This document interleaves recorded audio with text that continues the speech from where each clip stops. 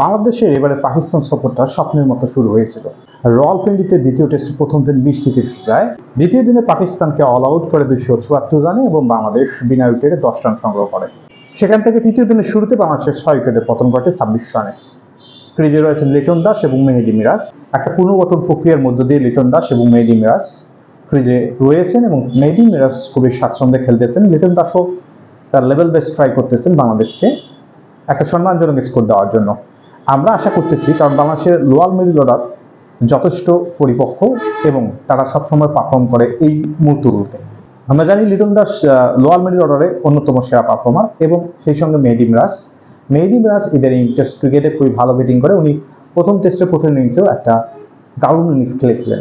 সুতরাং আমরা আশা করতেই পারি এই উইকেট জুটিতে বাংলাদেশ একটা সম্মানজনক স্কোরে যাবে এবং যদি সম্ভব হয় তাদের মধ্যে যে সক্ষমতা পুরোটা প্রয়োগ করতে পারে, সেক্ষেত্রে 274 রানের কাছাকাছি যাওয়া খুব একটা কঠিন হবে না বাংলাদেশের জন্য, এটা বিশ্বাস করা যায়।